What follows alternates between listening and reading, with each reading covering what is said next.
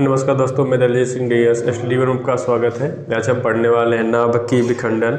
यहाँ पे नाभिकीय विखंडन और नाभिकीय संलयन और जो भी नाभिकों के बारे में खोज हुई है और कहाँ पे परमाणु परीक्षण किया गया है और कहाँ पे परमाणु परीक्षण हो रहे हैं, ये सभी संस्थानों के बारे में हम जानते हैं। ठीक है, तो आइए देखते हैं। यहाँ पे पहला क्वेश्चन है, सूर्य की ऊर्जा का स्रोत है। सूर्य की ऊर्जा का स्रोत है नाभिकीय संलयन। नाभिकीय संलयन होता है जो सूर्य की ऊर्जा का स्रोत कहलाता है। तो जब सूर्य के अंदर क्या होता है, हाइड्रोजन से हीलियम बनता है, हीलियम से हाइड्रोजन बनता है, तो ये ना क्या होता है, नाभिकीय संलयन कहलाता है। देखिए जैसे हाइड्रोजन लेते हैं, हाइड्रोजन प्लस आए तो प्लस, उसके बाद क्या होता है, हाइड्रोजन टूट कर क्या बन जाता है, ये हीलियम को बनाता है और हीलियम टूट जाता है तो किसको बना देता है, हाइड्रोजन को। ठीक है, प्लस यहाँ पे क्या होता है, एनर्जी मुक्त हो जाती है। ठीक है, क्या मुक्त होती है, यहाँ पे एनर्जी मुक्त हो जाती है, तो यह ऊर्जा जो मुक्त हो जाती है और फिर से क्या होता है, हाइड्रोजन से हीलियम और हीलियम से हाइड्रोजन बनता रहता है। इसी प्रक्रिया को कहते हैं हम नाभिकीय संलयन। ठीक है, सूर्य के अंदर क्या होता है, नाभिकीय संलयन अभिक्रिया होती है। क्वेश्चन नंबर 2, नाभिकीय संलयन के दौरान होता है, दो हल्के न्यूक्लियाई मिलकर एक भारी न्यूक्लियस बनाते हैं। क्या करते हैं, दो हल्के न्यूक्लियाई एक भारी क्या बनाते हैं, न्यूक्लियस बनाते हैं। तो यही क्या कहलाता है, हमारा नाभिकीय संलयन कहलाता है। ठीक है, तो यहाँ पे तीसरा क्वेश्चन है, परमाणु विखंडन की प्रक्रिया है। परमाणु विखंडन की प्रक्रिया, एक भारी नाभिक के उपखंड क्या होता है, एक भारी नाभिक के क्या होते हैं, उपखंड होते हैं, जो परमाणु विखंडन की प्रक्रिया होती है। ठीक है, क्वेश्चन नंबर 4 है, हाल ही में कौन सी खोज विज्ञान के क्षेत्र में एक बड़ी सफलता के रूप में मानी जाती है। तो हाल ही में विज्ञान के क्षेत्र में एक नई खोज हुई है जो गुरुत्वाकर्षण क्या हुआ, गुरुत्वाकर्षण तरंगों का पता लगाया गया है। ठीक है, किसके बारे में, गुरुत्वाकर्षण तरंगों के बारे में पता लगाया गया जो हाल ही की एक नई खोज है। ठीक है, क्वेश्चन नंबर 5, पोखरण, यहाँ पे हो जाइए, पोखरण में किस वर्ष परमाणु परीक्षण आयोजित किया गया था। तो पोखरण में 1974 में परमाणु परीक्षण आयोजित किया गया था, जो सर्वप्रथम पोखरण में परमाणु परीक्षण किया गया था भारत के द्वारा। ठीक है, क्वेश्चन नंबर 6 है, एक हाइड्रोजन एटम में कितने न्यूट्रॉन होते हैं। तो एक हाइड्रोजन एटम में कोई न्यूट्रॉन नहीं होता है। एक, इसमें ऑप्शन दिया है 1, ऑप्शन 2 में 2, ऑप्शन 3 में 3 और चौथा है ऑप्शन में कुछ नहीं। तो इसमें ऑप्शन हमारा सही हो जाएगा चौथा, कुछ नहीं। ठीक है, क्योंकि जो हाइड्रोजन एटम में न्यूट्रॉनों की संख्या है क्या होती है, शून्य होती है, उसमें कुछ भी इलेक्ट्रॉन बल्कि न्यूट्रॉन नहीं होते हैं।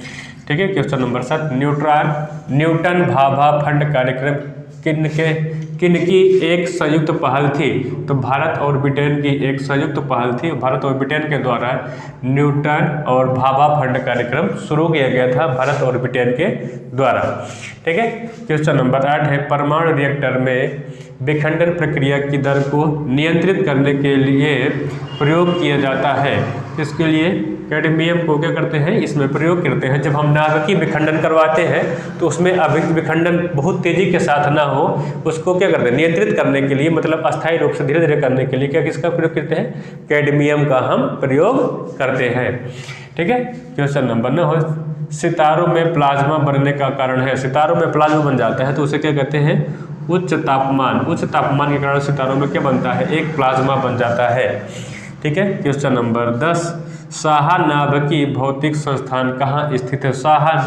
साहा नाभिकीय भौतिक संस्थान पश्चिम बंगाल में स्थित है। कहाँ पे, पश्चिम बंगाल में स्थित है साहा नाभिकीय भौतिक संस्थान। ठीक है, क्वेश्चन नंबर 11, भारत का सबसे बड़ा परमाणु संयंत्र कहाँ है। तो भारत का सबसे बड़ा परमाणु संयंत्र तारापुर परमाणु पावर स्टेशन है। कौन है, तारापुर परमाणु स्टेशन है। यह भारत का सबसे बड़ा पावर प्लांट है, जो किसका है, भारत का सबसे बड़ा परमाणु संयंत्र है।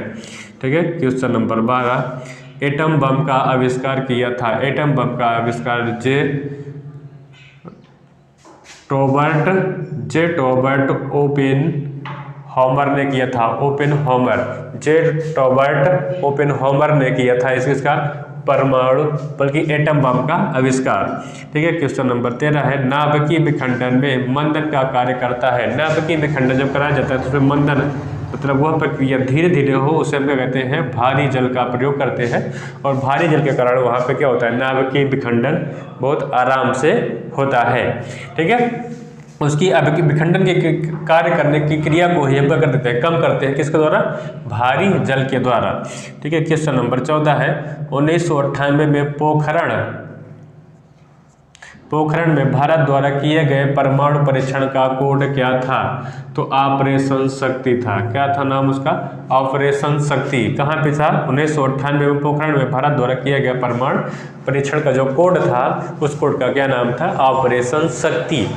ठीक है, क्वेश्चन नंबर 15 मुस्कुराते बुद्धा, स्माइलिंग बुद्धा किसके लिए कोड नाम था? तो भारत द्वारा 1974 में किए गए पोखरण में प्रथम परमाणु परीक्षण, भारत में जब पहला प्रथम परमाणु परीक्षण किया गया था तो उसका नाम था स्माइलिंग बुद्धा, जिसे मुस्कुराते बुद्ध कहते हैं। तो स्माइलिंग बुद्ध के द्वारा यहाँ पे उसका नाम था। तो भारत द्वारा 1974 में किए गए पोखरण का प्रथम परमाणु परीक्षण था। किसका? भारत का प्रथम परमाणु परीक्षण 1974 में किया गया था। वो कहाँ पे? पोखरण में। ठीक है, क्वेश्चन नंबर 16 मुंबई में परमाणु ऊर्जा संस्थान का पुनः नामकरण किस भारतीय वैज्ञानिक विद के सम्मान में रखा गया? तो होमी जहांगीर भाभा के सम्मान में इसका नाम बदल करके कहाँ पे, जो मुंबई में स्थित था परमाणु ऊर्जा संस्थान, तो उसका नाम बदल के क्या रखा गया? होमी जहांगीर भाभा। ठीक है, क्वेश्चन नंबर 17 है भारत ने अपने पहले परमाणु उपकरण का परीक्षण कहाँ किया था? तो पोखरण में। कहाँ पे किया था? भारत ने सर्वप्रथम परमाणु परीक्षण पोखरण में ही किया था, जो 1974 में हुआ था। ठीक है, क्वेश्चन नंबर 18 जब भारी नाभिक के टूटने से दो छोटे नाभिक बनते हैं तो विशाल मात्रा में ऊर्जा उत्सर्जित होता है, उसे क्या कहते हैं? नाभिकीय विखंडन। क्या कहते हैं? नाभिकीय विखंडन कहते हैं, क्योंकि जब भारी नाभिक टूटता है तो दो छोटे नाभिक बनाता है, उसमें क्या ऊर्जा उत्सर्जित होता है? ऊर्जा बहुत तेजी के साथ उत्सर्जित होता है, और उस विखंडन की प्रक्रिया को क्या कहते हैं? नाभिकीय विखंडन कहते हैं। ठीक है, जिससे यूरेनियम का, जब हम लोग यूरेनियम से बनाते ऊर्जा उत्सर्जित करवाते हैं, तो वहाँ पे यूरेनियम जब टूट करके दो भागों में टूटता है, भारी जो नाभिक का कण होते हैं यूरेनियम के, तो वो जब टूटते हैं तो क्या कहलाते हैं? नाभिकीय विखंडन कहलाता है, क्योंकि उसमें भारी टूट करके क्या होते हैं? भारी वाला भाग टूट करके दो छोटे छोटे भागों में बदल जाता है। ठीक है, क्वेश्चन नंबर 19 सूर्य में सर्वाधिक तत्व रहता है। सूर्य में सर्वाधिक तत्व जो क्या है? हाइड्रोजन है। सूर्य के अंदर सर्वाधिक तत्व क्या है हमारे पास? वहाँ सूर्य के पास हाइड्रोजन है। ठीक है, क्वेश्चन नंबर 20 नाभिकीय विखंडन में ट्रंगर क्या है? नाभिकीय विखंडन में ट्रंगर न्यूट्रॉन है। क्या है? न्यूट्रॉन। नाभिकीय विखंडन में ट्रिगर क्या है? तो न्यूट्रॉन होता है, जो वही क्या होता है? नाभिकीय विखंडन में ट्रिगर का कार्य करता है, या ट्रिगर वही है।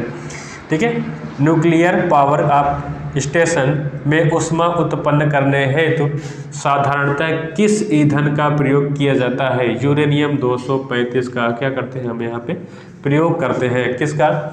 जब भी हम न्यूक्लियर पावर स्टेशनों में किसका? यूरेनियम 235 का हम प्रयोग करते हैं। इसके माध्यम से हम यहाँ पे पावर प्लांट में ऊर्जा उत्पन्न करते हैं, और इसे परमाणु बम में भी यूज किया जाता है। ठीक है, यूरेनियम 235 का देखते हैं। और यहाँ पे यूरेनियम 235 का जब परमाणु बम में यूज किया जाता है, इसका शुद्धिकरण किया जाता है, इसे और भी शुद्ध बनाया जाता है। क्वेश्चन नंबर 22 सोलर सिस्टम को किसने खोजा था? तो सोलर सिस्टम को कॉपरनिकस ने खोजा था। कौन खोजा था? कॉपरनिकस ने सोलर सिस्टम को बारे में खोज किया था, और इन्होंने ही इसके सोलर सिस्टम को बनाया था। ठीक है, क्वेश्चन नंबर 23 सभी भारी रेडियो सक्रिय तत्व अंतिम रूप से परिवर्तित होते हैं। कहाँ होते हैं? सीसा में। ठीक है, सभी भारी रेडियो सक्रिय तत्व अंतिम रूप से परिवर्तित होते हैं कहाँ? सीसा में। ठीक है, क्वेश्चन नंबर 24 है अंतरिक्ष में दो बिंदुओं की पृथकता की दूरी को कहते हैं हम लंबाई। जब अंतरिक्ष में जब दो बिंदु क्या हो जाए आपस में, वो दूर दूर हो जाए, तो उसके बीच के जो हम मापते हैं उसे क्या कहते हैं? हम लंबाई कहते हैं। ठीक है, नाभिक का आकार है, नाभिक का आकार 10⁻⁻15 मीटर के बराबर होता है। कितना? नाभिक का आकार 10⁻⁻15 मीटर होता है। यह बहुत छोटा है। ठीक है, आज के लिए बस इतना ही। अगर आपको अच्छा लगा हो तो हमारे वीडियोस को लाइक कर दीजिएगा। हमारे चैनल को सब्सक्राइब नहीं किए तो सब्सक्राइब कर लीजिए, और बेल आइकन को जरूर दबाइएगा, तो आपके पास नोटिफिकेशन सबसे पहले पहुंचता रहे। आज के लिए बस इतना ही। धन्यवाद।